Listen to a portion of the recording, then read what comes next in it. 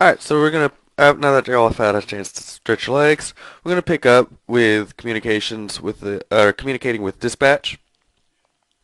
So dispatch, when someone calls 911, they receive all that information from the caller. They can try to get their address, they get their complaint, names, phone numbers, as much as they can get from the caller as they can. Now, this is the person's first contact with the EMS system.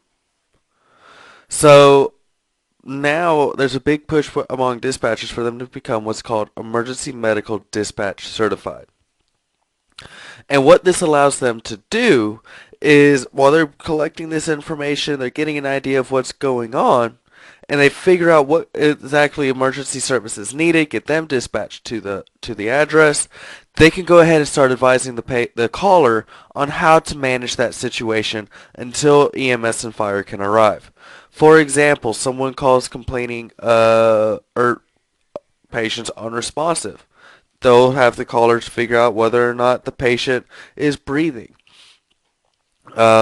See if they're responsive, and if they're not, they will walk them through the process of doing chest compressions, pending that is necessary.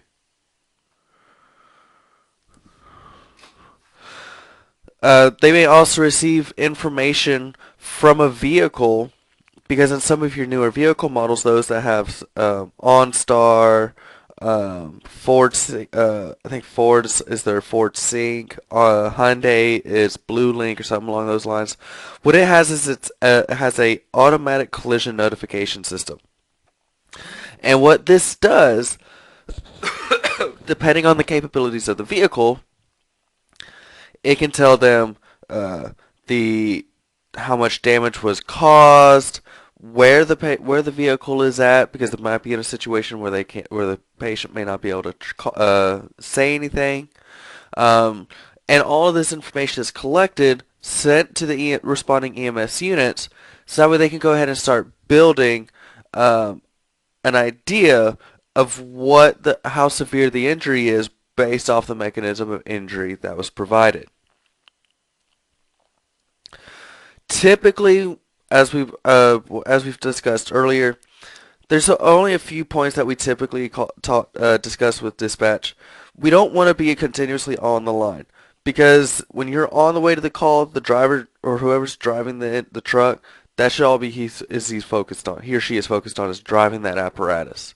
So his or her partner should be the one handling uh, the siren, communications, navigation. That's the passenger's job. So they should be acknowledging that the information was received. They're letting dispatch know that they're en route. Um, their ETA if it's needed, and any delays that they may come in, because you might get stopped by a train. There may have been another accident. There may be bad weather. There may be a tree down. No, whatever it is, if you are going to be delayed beyond the normal amount of time, you need to go ahead and you need to let dispatch know. You also want to let them know when they arrive on scene, if any additional resources are needed. So up to this point, everything should have been done by whoever's riding in that passenger seat. Now, once you get it back in the truck, now we're back over to whoever's driving is handling everything. So now not only is he or she needing to let them know where you're going, how many patients, where you're going, when you get to the hospital, all of this, but they also have to handle if you're running emergency traffic, handling the sirens and the lights, ensuring that traffic is safe for y'all to proceed through everything. So they're under a lot of stress at this time. So as you can see, there's not a lot of communication points. We're en route, we're here. That's it. Um, then after that, once you get your patient dropped off, announce that you're back in service, en route back to station, and arrive back to the station. This is also that way dispatch knows where you're at, so that way if another call comes out and they know you're on your way back to the station and you are the closest unit, they will go ahead and dispatch you out to that next call, because definitely if it's a critical patient, because you're already there. When we're on a run, another person that we may have to communicate with is medical direction. Depending on where you're working at, you may be contacting the medical director at the receiving facility that you're transferring to, or they may be somewhere else.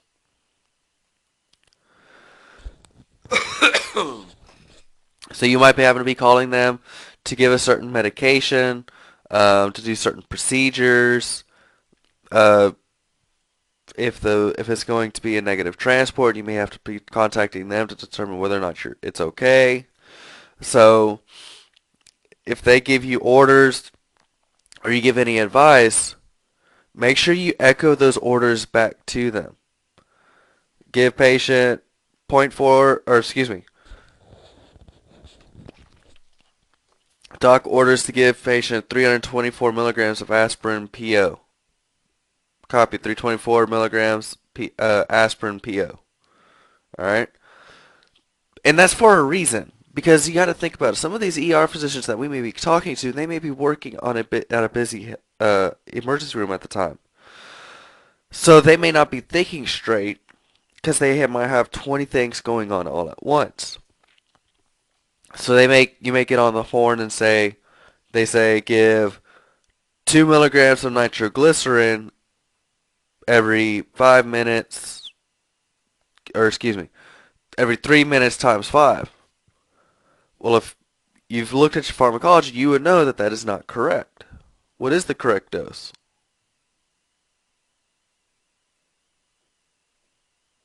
Right, it's 0.4 milligrams every 5 minutes for a max of 3. So if you know that the doctor has given you the wrong order, repeat it back to him. Say, are you sure 2 milligrams nitroglycerin times 5 of 3 minutes apart? Or do you mean 0.4 milligrams Q3 at Q5 minutes times 3? And the doc will be like, you're right. Thank you. That's the order. Alright? It happens. We're human. You also want to let dispatch know, as well as medical direction, your unit's ID number is Wallace EMS Medic 3. Right? So that way when you arrive and they see that Wallace EMS Medic 3 sitting out front, they know who you are. As well as your level of care. Let them know, hey, we're a BLS unit, we're a advanced EMT unit, or we're an ALS unit, ACLS unit, whatever. Okay? Patient's age and sex. I have a 32-year-old male. I have a 32-year-old female. I have a 16-year-old female. Because based off of that depends on how the patient needs to be treated as far as treatment. Okay? What their chief complaint is. Do they have chest pain, abdominal pain, headache, migraine? They've been involved in a fall or a motor vehicle accident, whatever. What's their history? How long has this been going on? What kind of medical problems do they have? What's their mental status? Are they alert? Are they confused? Are they unresponsive? What do they respond to? What is your vital signs? What kind of exam findings did you find when you did your physical assessment? And then you also want to let them know, what care did you provide? I splinted this. I put the patient on a backboard. I gave the patient aspirin, nitro, whatever. And ultimately, with anything that you do in the field, you also want to notate what it did for the patient. What was their response to it? Patient improved. All right, cool. Patient improved. What's their current condition? At this time, also, if there's anything else that you want to do, go ahead and ask for it. And then give your ETA. At the completion of your verbal report, no, ETA 10 minutes, ETA 5 minutes. So that way if they need to start preparing anything, so for example, you're bringing in a stroke, cardiac arrest, anything along those lines, they may have to get the neurologist down, they may have to get respiratory, radiology, the lab, whoever they need for whatever you have coming in. I'm sorry, guys. I'm battling a sinus infection right now. Um, there's some other guidelines that we use to help communicate with med control. S-bar is a method of organizing your communication into a standard format that would be useful when communicating with medical direction, especially if you're trying to seek further orders. SBAR is an acronym for Situation, Background, Assessment, and Recommendation. Situation refers to the problem or reason of why you're calling and the patient's chief complaint. I have a 32-year-old male patient complaining of chest pain. All right. Background is a concise description of the past medical history and the response to any treatment up to this point. So, do S and B. I have a 32-year-old male patient calling to request orders for nitroglycerin. Patient has pain that's radiating into the left arm. Does have history of an MI. Is prescribed nitroglycerin. All right. Assessment is anything that you find during your assessment findings. Clear bilateral breath sounds. PMS intact. No tenderness to palpation. Okay. Let's see. You also want to give your vital signs during your assessment. Neurological findings, CPG, your GCS. Recommendations is basically what you're requesting for the patient. So now this is when you're going to recommend the dose. I want to give zero point 0.4 milligrams of nitroglycerin up to 3 times, 5 minutes apart. If you gave everything that you needed, they'll okay your recommendation, give you orders to give it. When you arrive to the facility, once again, you're going to give any pertinent information that is needed to help prepare for the patient. A lot of this is going to be similar to what you provided to medical direction when you called it in.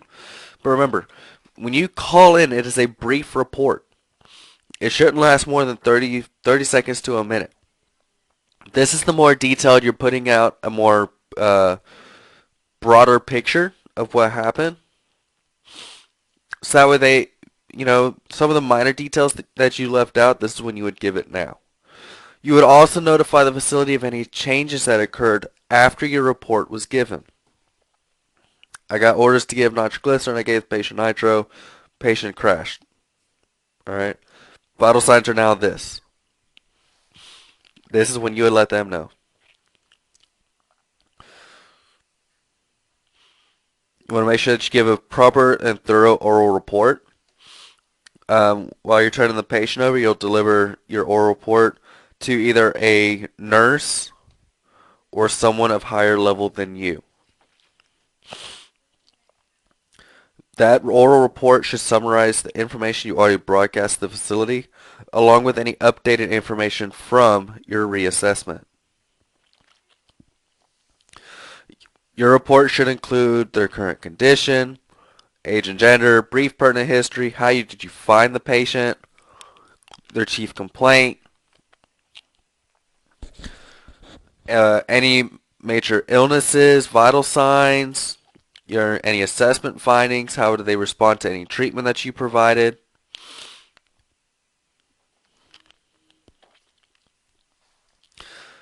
When you arrive to a scene, you pull up, it is a very hectic scenario. No matter if you're first on scene, last on scene, it doesn't matter. It's always going to be hectic. So as you arrive on scene, you will function as part of a rescue team that may comprise of fire department, law enforcement, rescue services, and many other professionals. In these situations, you are expected to communicate professionally with everybody working on the same team. So you want to make sure that you have good team communication. So not only can you help improve how the team accomplishes their goals, but also improve the quality of services provided not only to the community, but ultimately to the patient. So you must take charge confidently at the scene that onto which you are called. It begins with your appearance, your manner, from the time that you arrive on scene of that truck and you step foot outside of the vehicle. Throughout the entire scene. If you pull in it, I mean, as simple as washing the truck can improve that confidence in somebody because it shows that you take pride in what you do. So when you arrive on scene, make sure that you are always professional because it puts a sense of security into the patient, family, as well as any bystanders. Who's here has ever used 10 codes? If any of you say you haven't, you're lying, because I'm pretty sure you said 10-4 before. That is an example of a 10 code. 10-4 means okay.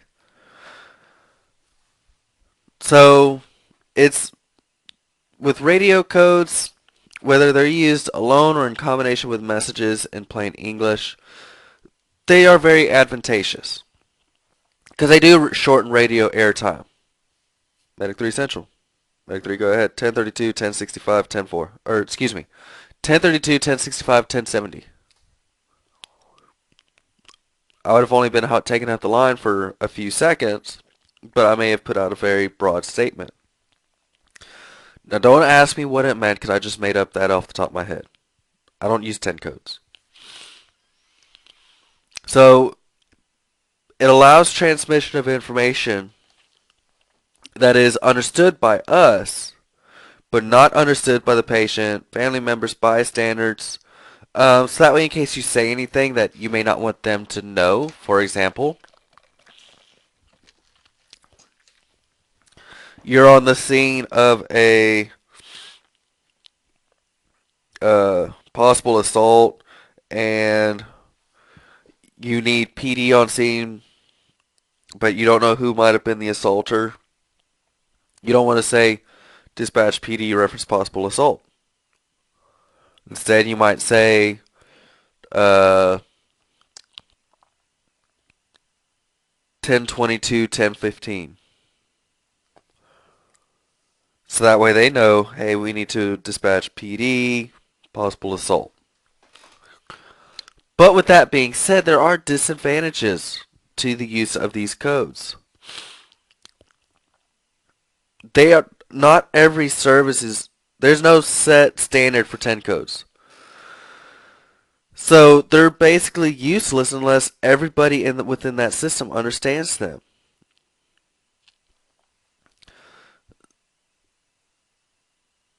And so if you have a mass casualty situation and you're bringing in people from everywhere around, a 1032 for one service might be a different 1032 for somebody else. Not only that, medical communication, some of the things that we have to say can be too complex to be conveyed in codes. And then some of them are used so infrequently that they have to be turned around and be looked up. So now you're wasting more time to say, oh, what's a 1062? I don't know. So that's why definitely in EMS and fire we generally don't use 10 codes anymore. You might hear excuse me. You might hear the occasional 10-4, 10-8 every now and then depending on where you're at. But for the most part, they're not used except for by the police departments. They are still using 10 codes. Clocks. Clocks have to be accurate. And they have your clock, your watch, whatever you're using, should be synchronized to whoever you're working with. So that way, because some of the medications we give is very time sensitive, such as nitroglycerin. It should be given every 5 minutes apart. So that way my watch matches my partner's watch.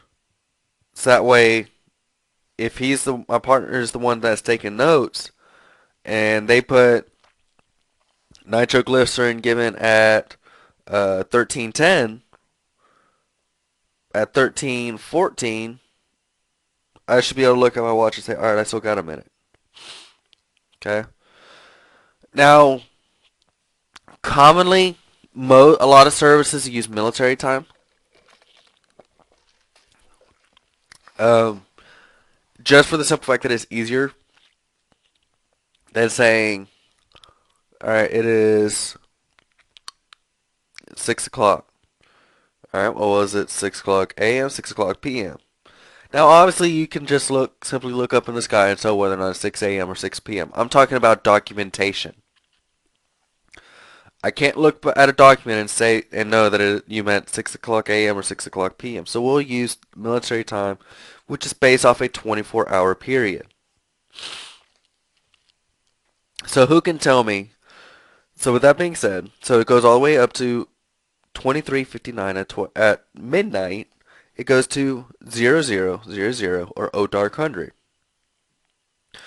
So if it was 2:27 p.m., well, you take 2 o'clock, add 2:27 to it, you got 14:27. If somebody says it's O dark 15, it is 12:15. It is 15 minutes past midnight. Okay? Radio terms, these are short phrases that are used to convey a meaning, such as break, clear, copy, ETA, 10-4.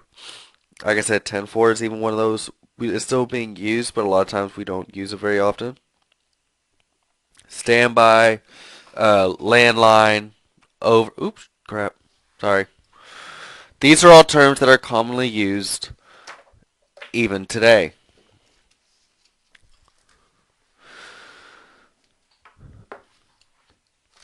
So, for example, ETA, estimated time of arrival. I've been asked to give my ETA. I'm going to say ETA 5 minutes. That lets them know I should be there in about 5 minutes. Excuse me.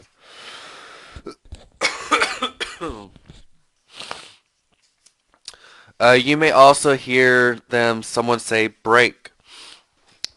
So this is good to give them a chance to pause, catch their breath, recollect what they're going to say. They may stop or they may have to read something real quick, but it lets whoever's listening know, all right, he's got something else to say. Give him a minute.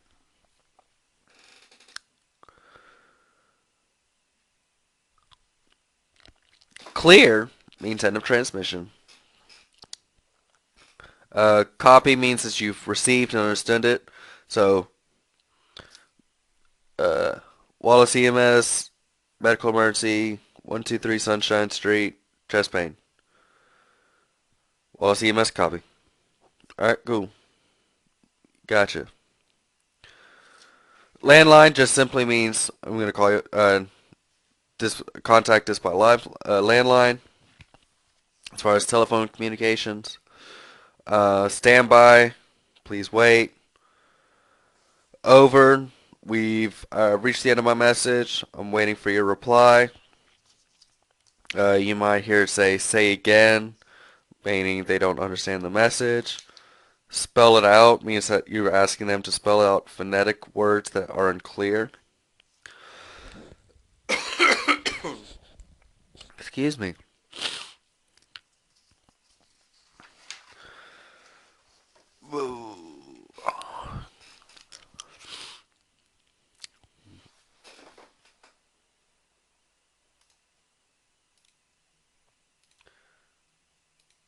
Oops. Alright. Principles of patient communication. Communication, as I said earlier, is an essential part of our job as an EMT. We need to be able to talk not only to our partners, but to our patients' families and for other bystanders. So, communications is more than just what we verbally say. It is our nonverbal communication as well. Excuse me. What we're doing with our hands, our body posture, um, no matter what, depending on how you convey a message, both verbally and non-verbally, It can either foster a positive or negative relationship with your patient. It can also influence the message's thoughts, how the patient interprets this information. So you want to make sure that you're aware of all of this. During the communication process, the sender encodes a message, and then you send it. Okay? I am sending the message through verbal word. The receiver then hears it, decodes the message, and then they give feedback to determine whether or not the message was received properly. So if I gave a message that was supposed to be friendly, but he got it, but now the patient's become or person has become aggressive, they probably didn't decode that message properly. So be aware of how you send a message. Now there are techniques that you can do to help improve communication between provider and patient. This could be something such as facilitation, clarification, summary, and explanation. Facilitation, you're basically um, encouraging the patient to provide more information, such as saying, please continue, or go on. Clarification, if the patient says something that you're unsure about, you ask them to clarify it. You mean, so they say, now that I'm trying to think of something, I can't think of an example.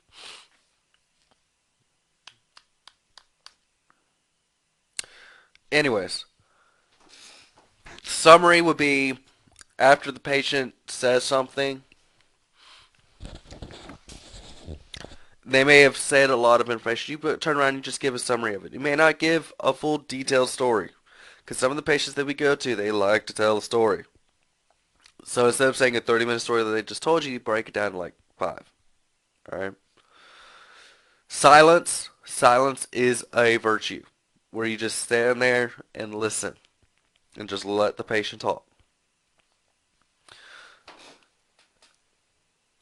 Empathy. This is when you're able to recognize and understand someone else's state of mind or feelings. So you're basically putting yourself in the patient's shoes. Even though we may not necessarily have experienced it, we can show um, that you can understand how it's affecting them. It shows them that we do truly care.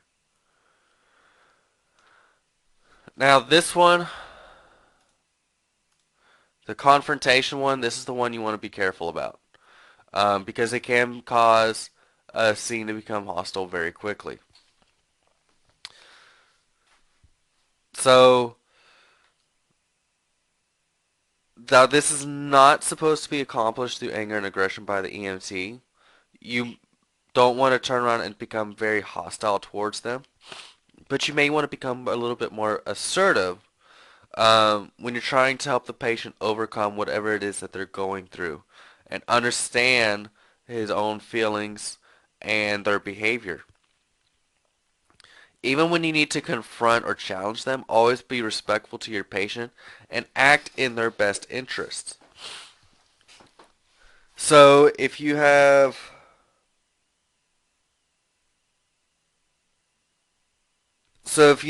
a patient um, who's a known who's admits to abusing drugs, they're denying it. Now, obviously, it's obvious the patient's got track marks. Um, they're very altered. Their pupils are dilated or pinpoint. Excuse me. We'll go pinpoint. Um, obvious narcotic overdose. Nah, man, I didn't take it. Nah, nah. Dude, you need to be honest with me. Nah, man, nah. I didn't take the medication. I swear, man. Dude, you've got fresh track marks. There's needles laying all over the floor. There's narcotic bottles laying all around the floor. Did you take any narcotic base? I ain't the cops. You're not going to jail because of this. But I need to know so I can properly treat you and save your life. Okay, I took a little bit. All right, that's what I'm talking about, guys. Confront the patient. Let them know, hey, I know you're not lying. I mean, I know you're lying, but I need to know the truth so that way I can treat you properly.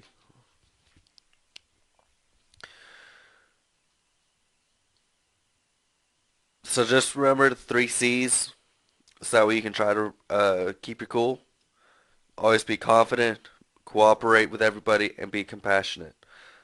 No matter the call that we're on, it's always a high intensity scene. There's going to be emotions going, so try to keep yours in check so that way you can treat the patient properly. When making patient contact, first impressions are very critical. Like I said, it starts with your appearance, your professionalism, so how you're carrying yourself, how your truck looks. So when you come up to your patient, introduce yourself and your team. Hey, my name is Joe. This is my partner, Kevin. We're here with EMS. Can I have your name? My name is so and so. Now, if they say, if they only give you their first name, or if they say, my name is Joseph Wood. Okay, Mr. Wood, is that what you want me to call you? Yes, that is fine. Or, no, you can just call me Joe. Alright? Use what they are comfortable with. Because definitely with our older generation, if you just come up to them and just call them by their first name, and they haven't given you permission to do that, it is very disrespectful to them. So be careful on how you say someone's name. Also, you want to make sure that you get permission to treat them. Because if you treat them without permission, you can lose your license and even be sent to jail. So, and tell them what's going on because a lot of the time that they're refusing, they think they're afraid of what you're doing. And we'll go over this a bit more when we get to our documentation and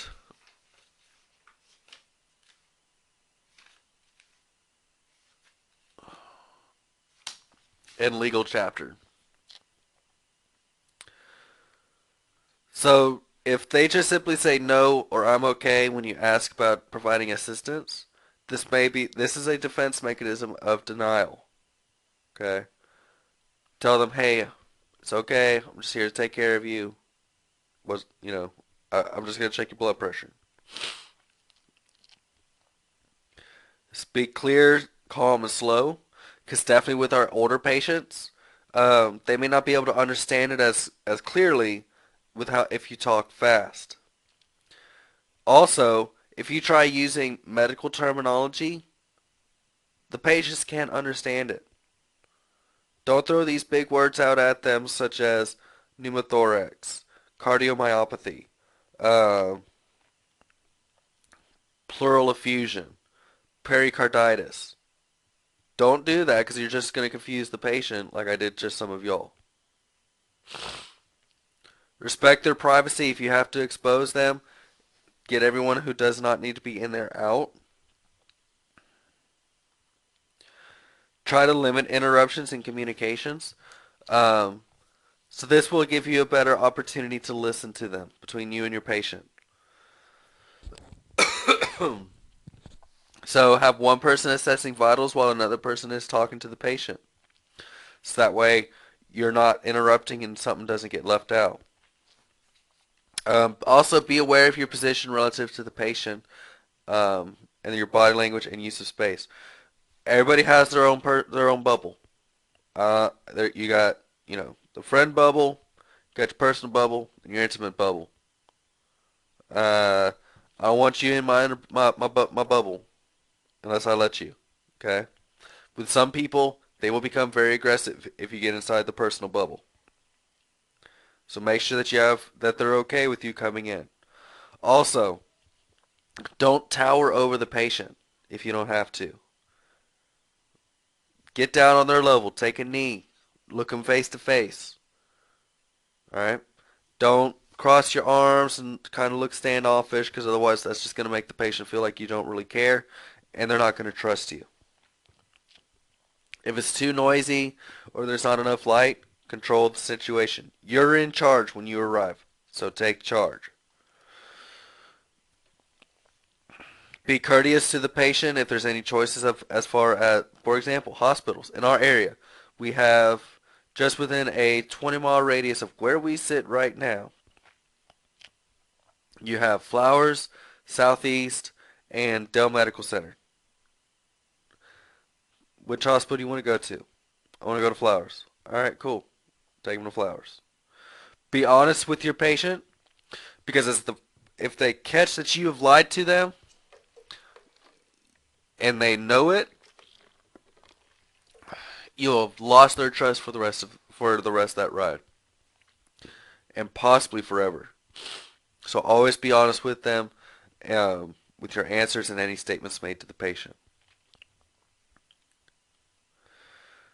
Um, when you're getting your interview, ask questions that's needed to gain information that you needed. Do you have any pain radiating anywhere? Any abdominal pain? Any nausea? So you want to make sure that you get as much information as possible about your patient and what's going on. So you need to know what kind of questions to ask your patients and how to ask them. So if you can combine this in an effective technique manner with genuine compassion and concern, you'll be able to get the information that you need to help your patient.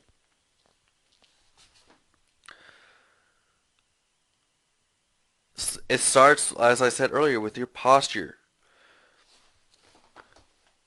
In this one, it shows the guy is truly compassionate, he cares, and he wants to help. This one, I don't really want to be here. It's 3 o'clock in the morning. Why am I here? He doesn't care. Alright? Get down on their level. Take care of your patient. There's going to be times where you're like, I don't want to be here. I'd rather be in bed. I've been running all day. I don't really care about your stomach that's been hurting for the past 3 months. Alright? This isn't your emergency. This is their emergency. They thought it was bad enough for them to have to call 911. You don't know what's truly going on. Take care of your patient. Be professional. As I said, they also distance. You have that intimate zone that's right up on your patient. We shouldn't never be getting that close to the patient unless needed. This zone is about 1.5 feet, is less than 1.5 feet of an individual. So if you get in close enough to check a patient's blood pressure, you're probably in that zone. So make sure that they are aware of it before you get into it. So it's best while you're doing your assessment, definitely asking patients to be about 1 to 4 feet. That's when you're in that personal. You're in the personal zone. You're close enough, but not so close where you're on top of the patient. Gestures. Don't be flapping your hands around. Watch your facial expressions. Um, your eyebrows, rolling your eyes. Control it. Keep eye contact on the patient. Don't let them think that you're ignoring them, that you're off in la la land. Make them feel like you're listening to them. Haptics. I almost forgot. This is a big one. Be aware of the patient's culture, because in our culture, in American culture, when you come up to somebody, what do we generally do? We shake their hand. We may, give a hug. Well, thing is, in certain cultures, that is bad. In certain cultures, shaking somebody's hand with your right hand is disrespectful. So be cognizant of your patient's behavior. When asking questions, ask one question at a time. Don't ask a bunch of questions all at once, because all you're going to do is make your patient more and more confused. Give them time to answer. Make sure you're speaking in a language that they understand. If you have to, get a interpreter. You want to make sure that you want to ask open-ended questions because this ensures that the patient is giving a detailed response, such as how are you feeling?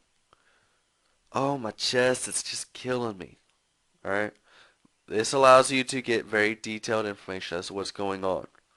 Whereas if you ask a closed question, a closed-ended question, you're not going to get much follow-up as you would with an open-ended, but it does get you information quickly and specific, such as what medication do you take? Okay?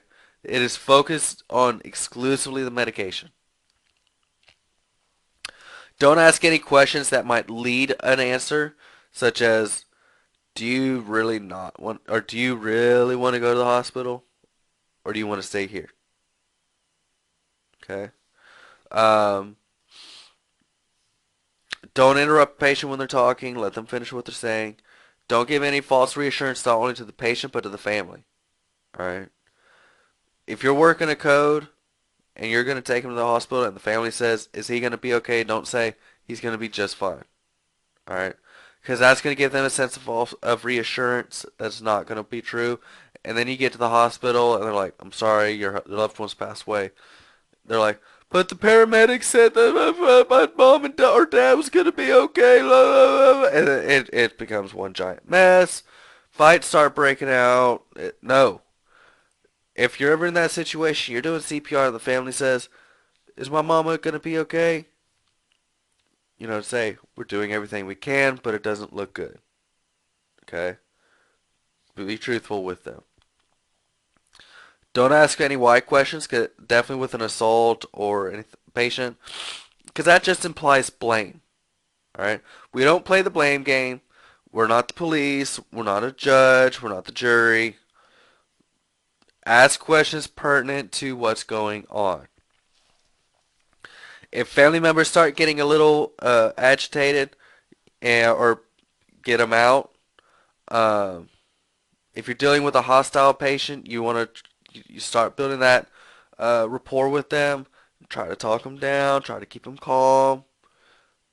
But make sure that you're aware of your surroundings so that we can get out if needed. Some transcultural considerations, like I said earlier, with the handshake. In certain cultures, that is a sign of disrespect because that's the hand that they culturally use to wipe their tushy with. With elderly patients, you want to make sure that you talk slow because they may not be able to comprehend very well. As well with younger patients, they may not understand some of the things we say, so we may have to bring it down to their level. All right. Um, if there's a language barrier, try to seek an interpreter. There are interpreter services out there. There's even some that you can download on your phone. However, be careful with them because I have heard of, I think it's Google Translator. The Spanish that they have does not work very well with the Spanish that Mexicans speak.